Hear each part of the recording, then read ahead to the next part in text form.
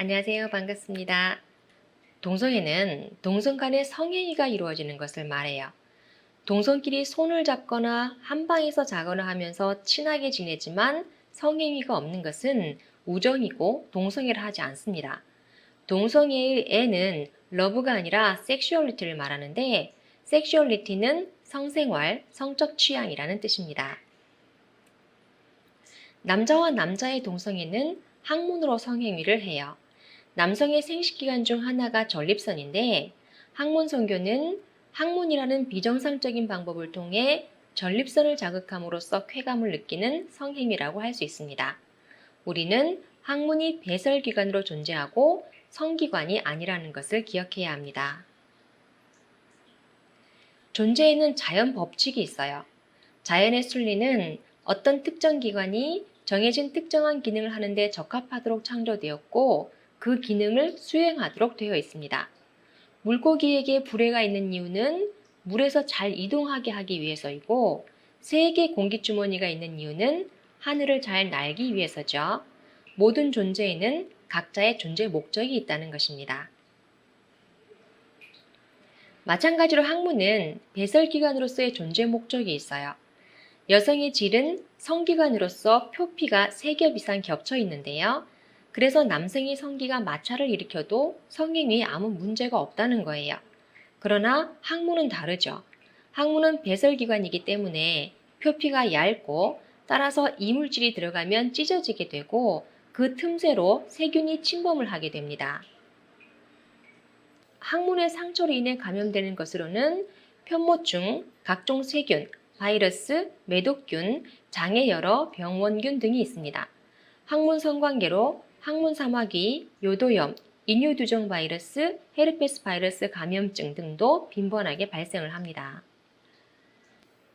몇 가지만 조금 더 세부적으로 살펴보자면 미국 질병관리본부 사이트에는 남성 동성애자가 항문암에 걸리는 확률이 17배가 더 많고 남들이 잘 안 걸리는 구강암과 편도암도 많이 걸린다고 기록하고 있습니다. 캐나다 보건복지부에는 게이에게 항문 사마귀가 많다고 기록하고 있는데 항문 사마귀를 유발하는 인유두종 바이러스는 여성에게 자궁경부암을 유발합니다.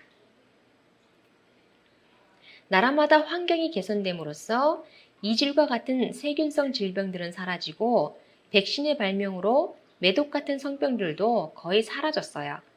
그런데 이런 질병들이 남성 동성애자를 중심으로 다시 발병하고 있기 때문에 영국 보건국에서는 남성끼리 성행위를 할 경우 손에는 라텍스 장갑을 끼고 입은 덴탈댐으로 보호하고 윤활제를 사용하고 콘돔을 사용하라고 권고하고 있습니다. 항문 성관계로 인한 질병들은 다른 장기에도 영향을 미쳐서 간의 염증을 일으키고 전반적인 염증과 전신 장기의 문제로 번지게 되고요. 소화기계 성병이라는 특이한 질병이 생겨나게 되었어요. 그래서 많은 나라가 남성 동성애자의 혈액은 헌혈을 받고 있지 않거나 특히 캐나다는 동성애자의 장기는 이식을 금하고 있습니다. 자연 법칙에 어긋난다는 것은 단순히 나는 획일적인 것이 싫다고 말할 수 있는 범주가 아닌데 그것은 생명과 연관되는 것이기 때문이에요. 여기서 잠시 남자와 여자의 생식기는 왜 다르게 생겼을까요? 남자의 생식기가 볼록한 이유는 여성의 생식기에 정자를 깊숙이 넣을 수 있도록 창조되었기 때문이에요. 고환은 체온보다 3도에서 4도 정도가 낮아서 정자를 원활하게 생성하도록 신체 외부에 구조화되어 있습니다. 여자의 생식기는 남자의 생식기를 통해서 정자를 받도록 안으로 들어간 오목한 형태를 이루고 있어요. 여성의 생식기관이 내부에 있는 것은 임신했을 때 태아를 따뜻하고 안전하게 보호할 수 있도록 하기 위함이에요. 남자의 생식기는 여자와 함께 사랑하기 위해 구조화되었고 여자의 생식기는 남자와 함께 사랑하기 위해서 존재하는 거죠. 남녀의 신체적, 심리적 특성은 서로 조화를 이루어 사랑을 완성하기 위해서 각자 그 특성이 있는 것입니다.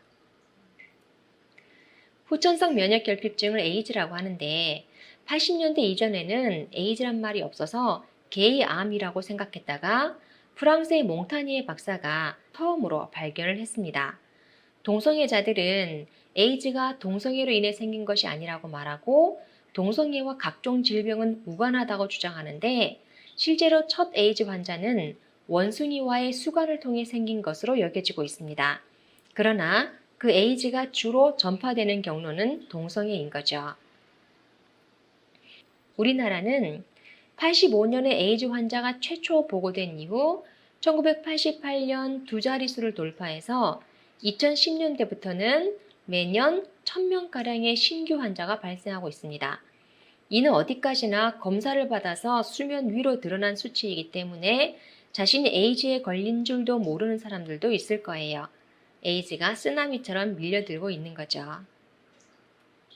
질병관리본부에서는 남성 간 성접촉이 주된 에이즈 전파 경로라고 발표했는데 따라서 남성 동성애자의 에이즈 유병률이 일반 남성에 비해 186배가 높다는 것은 당연한 결과입니다. 동성애는 미화되고 아름답게 포장되는 순간 가파르게 위험에 노출되는 것입니다. 에이즈 약값은 한 달에 100만 원 정도의 비용이 들다가 말기 에이즈 감염자는 한 달에 1000만 원 이상의 약값이 들어간다고 합니다. 국민건강보험공단에서 비용을 지급하는데 놀랍게도 입원비, 간병비, 요양비까지 전부 무료로 제공을 합니다. 에이즈 치료에 들어간 사회적 비용은 2003년에 7천억이었다가 2013년에 4조 원이 되었고 2015년에는 5조 원이 들어갔는데 감염자 수가 증가함에 따라 사회적 비용도 계속 증가하고 있습니다. 약을 먹는다고 해서 병이 낫는 것은 아니고 질병의 진행을 지연시키는 것으로 나중에는 결국 에이즈로 죽음을 맞이하게 되는데 그렇더라도 약을 먹으면 생명이 연장되기 때문에 꾸준히 치료제를 제공받아야 합니다. 다만 치료를 국가가 계속 지원하려면 에이즈가 더 이상 증가하지 않아야 하겠죠. 미국의 경우 에이즈 환자가 너무 많아서 치료비를 40% 정도만 지원하고 있는데요. 어떤 경로로 에이즈에 걸렸든 치료를 해줄 수 있어야 하는데 환자가 많다 보니 감당할 수 없는 나라가 되어버린 것입니다. 동성애를 하면 처벌을 하거나 사형을 시키는 나라도 있고 동성애는 인권이고 성적 자기결정권이라고 동성애를 결혼시켜주는 나라도 있습니다. 우리나라는 국가인권위법 제2조에 인권이란 인간으로서의 존엄과 가치 및 자유와 권리를 말한다고 정의하고 이어 제3항에 성적 지향을 이유로 평등권을 침해하는 차별 행위를 해서는 안 된다고 법으로 정했기 때문에 인권교육을 하는 곳에는 자동으로 동성애 옹호 교육이 들어가게 되었습니다. 진짜 인권이 사라지고 있는 거죠. 토머스 제퍼슨이 말하는 천부인권은 하늘이 주신 인권으로 남에게 양도할 수 없고 빼앗길 수 없는 인권을 말합니다. 그러나 쟁취하는 인권, 내가 주장해서 나의 욕망을 인권이라 불러줘야 한다는 그래서 남의 인권을 침해하고 남에게 피해를 끼치고 자기 스스로를 망가뜨리는 인권은 인권이 아닙니다. 자기 인권의 영역을 확대시키면서 인권이라 해서는 안 되는 것을 인권으로 부르고자 하는 겁니다. 동성애가 확산된 이유는 동성애가 마치 왼손잡이처럼 타고난다고 생각하기 때문이에요. 동성애가 선천적인가 후천적인가의 여부는 동성애자 자신에게도 그리고 동성애를 바라보는 상대자 모두에게 중요한 사안인데요. 동성애 유전자가 없다는 것은 이미 연구 발표된 사실입니다.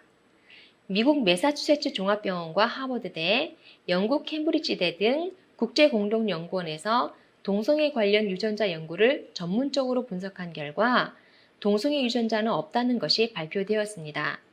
이는 유전자 통계 기법인 GWAS 방식으로 유전자 연구로는 최대 규모인 47만 7,522명의 유전자 자료를 분석한 결과입니다.